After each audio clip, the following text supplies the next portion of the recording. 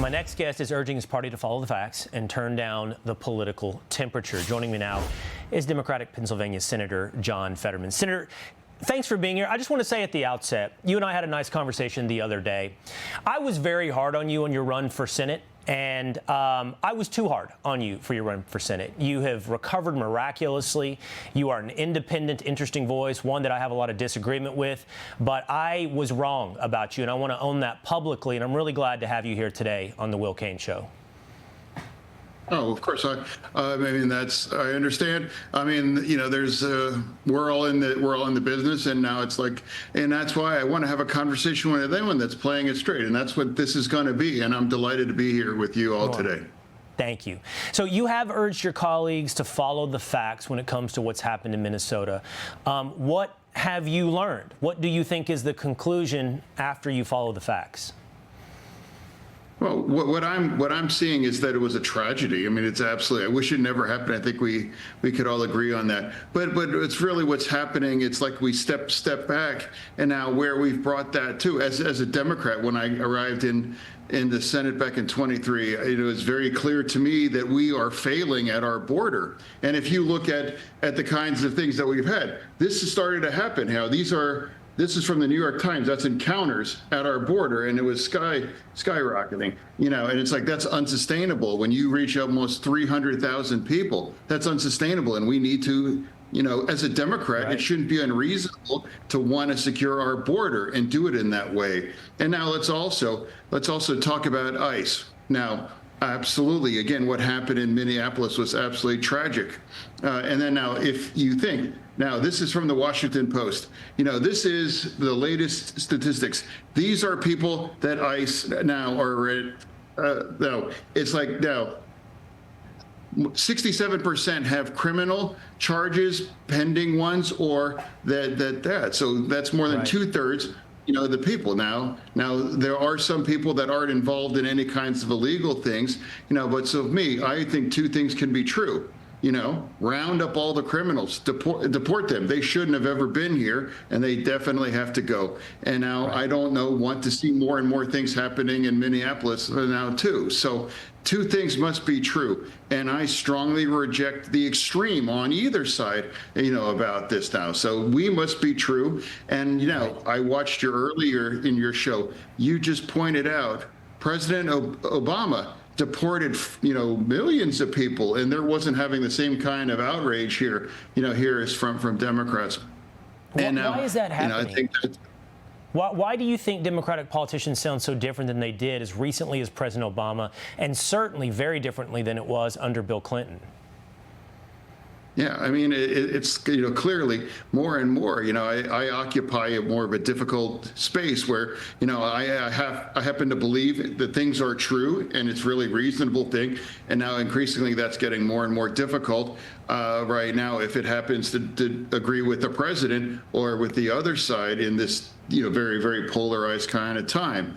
But, you know, I would rather just be very honest and just kind of play it straight. You know, I would rather be a great, honest senator than one that's just only going to play to just one side. I represent Pennsylvania, the most purple state in the country. I don't just represent Democrats. I represent 13 million Pennsylvanians, and I try to just play it straight. And I have to think I think that's my responsibility.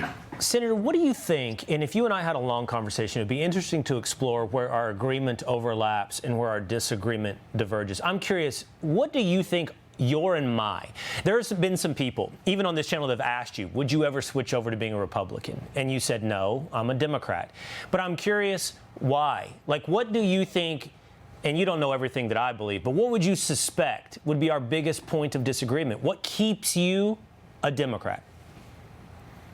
Oh, it's just I'm a Democrat, and honestly, if I change my party this afternoon, my votes really aren't going to change. It's not much different for those things.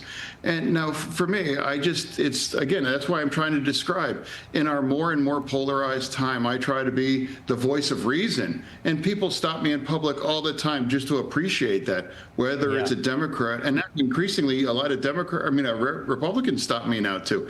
My parents, all my families are Republicans. I grew up with them in a conservative part of Pennsylvania. I never saw Fox News or people that watch Fox News or Republicans as the enemy, or that they're bad people, they're trying to destroy our Constitution or any of those things. I strongly reject that. So for me, where I'm at in this space here, as someone that represents Pennsylvania, there's going to be things like, for example, the strike in Iran. That was absolutely the right thing. I was the only Democrat that could support those things. Why can't we all agree that destroying the Iranian regime would be good for the entire region? Standing with Israel, secure our border. These are reasonable things. I would also refuse to shut our government down. Always I refuse to do that. Pay everybody, especially like the military and those folks. Those folks that had that magnificent action in Venezuela. Could you imagine those people weren't getting paid for those 45 days that our government was shut down, those things. Now, many of those decisions, hurt my standing in parts of my base, but I would rather be just play it straight rather than just try to just maybe pander or just say things that I don't actually believe in myself. Well, more people, I think, are moving your direction. There is a new Gallup poll that shows like 45% of voters call themselves independent. It's an all-time high. I'm up against tight time, but I'm going to have you explain something to me. I'm a Texas guy.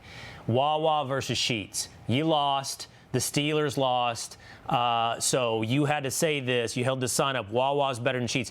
So my staff was just telling me, Senator, Sheetz is like Western PA and Wawa is Eastern PA. So you're a Sheetz guy? Well, I definitely a Sheetz guy, but I lost a bet, in that picture to the mayor of Philadelphia.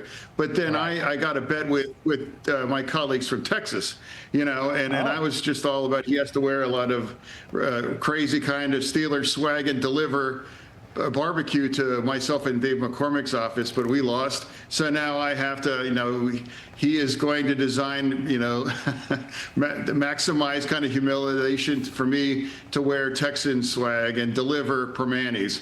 That's a very Western Pennsylvania thing. So, I'm 0 for 2 on public bets. That's going to be gym shorts, a hoodie, cowboy boots with shorts and a cowboy hat. I'm in. When that happens, I want to be there. I want to see that, Senator. Yeah, well, okay. Well, regardless, now, my friend from Texas just confirmed that we want to maximize and make it as uncomfortable as possible when we deliver our sandwiches to his office. All right. Well, Senator Fetterman, thank you for doing this. I hope we do it again soon, and I hope we can continue to have these interesting conversations. Thank you. Hey, it's Will Cain. Click here to subscribe to the Fox News channel on YouTube. It's the best way to get our latest interviews and highlights. And click to subscribe to the Will Cain podcast for full episodes right now.